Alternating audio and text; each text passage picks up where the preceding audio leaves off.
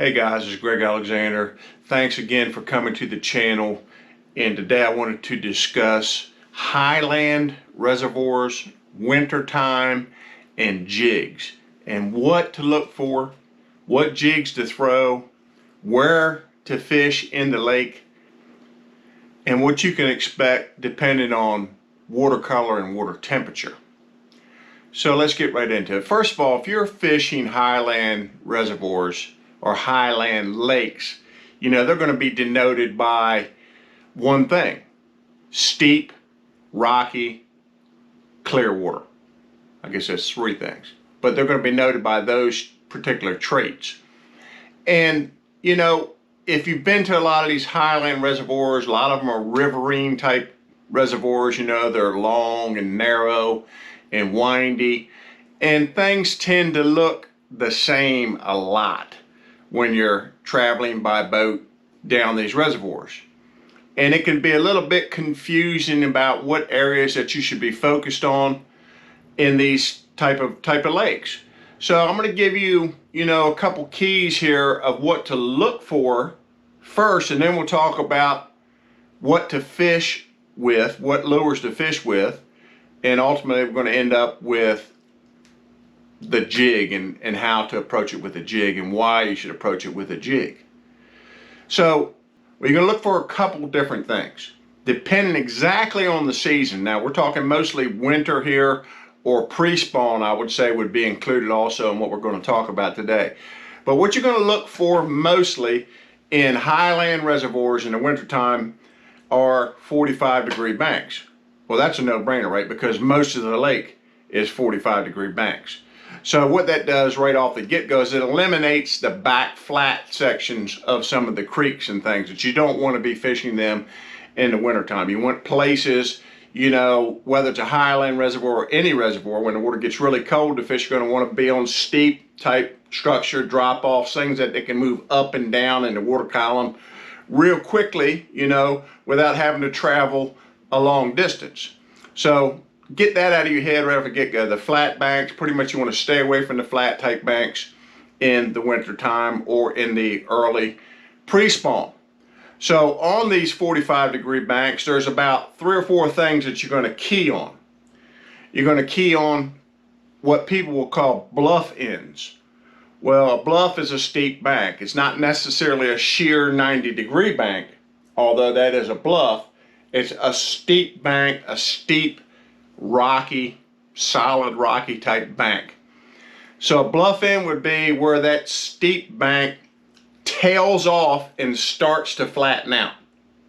And what happens there is, as it flattens out, the underwater terrain is changing from solid rock to broken rock to gravel to sand even in some cases. So you have a transition area there. And these areas on these bluff ends are always going to be good places to fish for bass. And certain things can sweeten up these areas, like a bluff end that's on also a channel swing bank. And a lot of the bluffs, or the true bluffs, the steeper banks, even in these Highland reservoirs, are usually on channel banks, but not always. So a channel bank that has a turn in it, not just a long straight bluff that runs along the side of the channel. There's no need to fish down that whole bluff. You'll just be wasting your time. Can you catch a fish down the whole bluff? Yeah, on occasion you can, but don't let that confuse you. You need to stay in the most productive water most of the time while you're fishing. A lot of people sometimes they get lazy. I get lazy. They get lazy and they don't want to pick the trolling motor up and run 100, 200 yards ahead to go to the next transition area. So they just fish down the bluff, and they'll go, they might catch one now and again, and that's just enough to kind of fool you into thinking that if you do that, then you might catch one. But don't get in that mindset of might catch one. Get in the concept of the mindset that I need to get where I know the fish live, and then I might or might not catch one, but at least I'm going to put myself in a position to be around the fish. So bluff ends are very, very important. The next thing that you're going to want to look for in a Highland reservoir could be something that's not necessarily even a bluff, but just a change in the bottom contour or the bottom components of an area. Say it's all 45-degree bank, all 45-degree bank. And as you're looking up on the bank, you see a lot of big rocks like this. And then it changes to rocks like this. So that area where the rock changes from big to little, boulders to chunk rock, or boulders to gravel, or chunk rock to gravel, small pebble-sized rock, or sandy banks, is also a good transition area. These transition areas are what you want to focus on. And as you get later on in the winter, you're going to want to look for these transition areas that are closest to the areas that you're not going to want to fish in late winter, but where they're going to be going when they spawn, which is going to be the flatter, sandier banks. That's where they're going to spawn. So the last transition bank before a spawning cove, the last bluff in before a spawning cove, the last channel bend before a spawning cove, later is where they're all going to tend to gravitate towards from where they may have been in the winter, maybe a little bit closer to the main lake or a little bit farther out in the creek that you may or may not be fishing. And then there's a couple other things you can focus on too in these highland lakes with these steep banks. Is there's a tree. Tree fell down. Something different. It's something to stop the fish. They're traveling along the bluff, looking for some place to set up because they're ambush predators, and oh, there's a big tree, and they'll set up on that. Or in some lakes, some highland lakes, you know, they cleared a lot of the timber, but some of these steep banks, the timber didn't get cleared. And what you have remaining are dead cedar trees. You see this a lot in the Ozark area of the United States. And I'm not a big proponent of fishing a whole row of dead cedar trees down a bluff end. But I am a big proponent of fishing the ends of the trees, or one tree that is exceptionally bigger than the other trees, has a lot more branches on it. The ends, or something, like I said, a bigger tree. So those are the things that you're going to want to look for. Now, as far as approaching the fish with different lures, you know, the A-rig is probably ruling the day. If you live in a state that allows the A-rig, then the A-rig is going to rule the day in winter and pre-spawn. It's going to rule. It's going to do better than just about any other technique most of the time, not always. There's places where you can't throw the A-rig. Well, then I'm getting into, you know, probably the best bait to throw is going to be probably a suspending jerkbait. And then there's days where the fish are on the bottom. There's no shad around to get the fish up into the suspended bait, but the fish didn't necessarily leave the creek because they have food down in those rocks. And the food down in those rocks is, you know, it's always going to be crawfish. So then when you're in a place where the fish, you know, you're not seeing suspended fish around bait and you got bluff ends and rock, that's when you're going to pull out the jig. And not just any old jig. You're going to want to throw, when you get around rocks, you're always going to want to throw something that hits the bottom anyhow. You're going to want to throw a football jig. Now, I'm a big proponent of two particular brands of football jig. I like the Jewel Baits jig for a larger jig. And I like the War Eagle finesse jig for a smaller jig. And why would you throw one and not the other? Well, I'm probably always going to start with the bigger jig myself. And if they won't bite that bigger jig, because the bigger jig's going to get you a bigger fish. It's just the way that it is. I'm always going to start with that bigger jig. If they won't bite the bigger jig, or if I know that I'm probably focusing on smallmouth, then I'm probably going to throw the smaller finesse jig, but a heavy finesse jig. This is a 3/8. You want a 3/8 or a 1/2 ounce smaller finesse jig. You don't make them much bigger than that in a finesse jig. And for the big jig, you're going to want, you know, a half to 3/4 most of the time.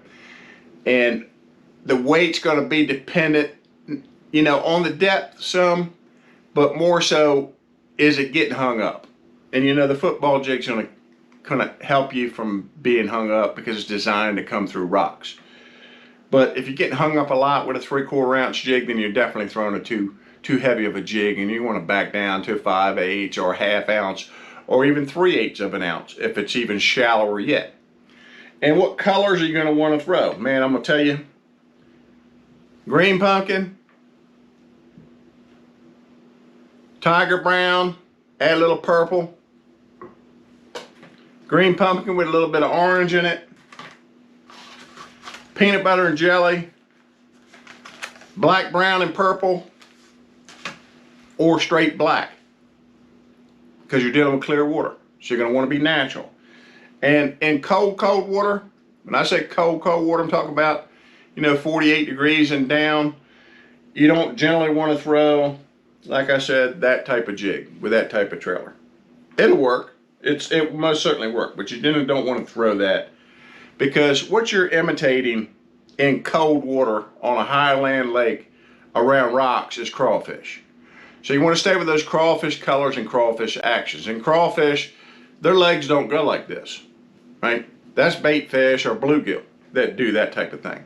Crawfish's legs do this. So you're going to want to stick with trailers like crawl type trailers. This is a pack of crawl or pack of chunk. Any type of crawfish type imitating bait or any type of beaver style bait, you're going to want the bigger one for the bigger jigs, and you're going to want the smaller one for the smaller jigs. Match the hatch, right? And then as the water temperature warms, you know, 50 degrees and up and is stable, then you may switch to, because the fish are more active, including the bait fish, then, you know, other things come into play. The bluegill start swimming into the area, and then maybe a twin tail trailer on the back of your jig will be a good trailer. Now, something else you can do too, if you're not getting bit on this skirted jig with whatever trailer you throw, tear the skirt off and put a hula grub on there. I've seen so many times where the skirted jig would not get bit, but the hula grub just by itself would get bit. Just so you understand, there's no magic in, oh, there's a bluff end, I'm going to catch the fish. Just like there's no magic in, you know, if you're fishing a river or lake and the fish are up in the trees, or, you know, a flipping type situation, you may have to flip 30 trees before you get a bite, but that's still where they're at. In the same way that there's a lot of bluff ends, there's a lot of rock transitions, there's a lot of timber ends in a lot of these reservoirs, and they're not all always going to hold fish. You just got to rotate through them and find where the fish are at that day, where they're active, and where you can catch them. Remember, day in and day out, no matter if you're fishing a highland reservoir, a lowland reservoir, in the summer, in the winter, pre-spawn, post-spawn, pretty much any time of the year, if you can get a bass to bite a jig on a consistent basis, you're probably going to catch the best quality fish in the lake, reservoir, or river that you're fishing. So use these lures that I'm showing you in these colors in the places we've talked about on your lake or reservoir, and you will catch more fish. Thanks for watching, and have a blessed day.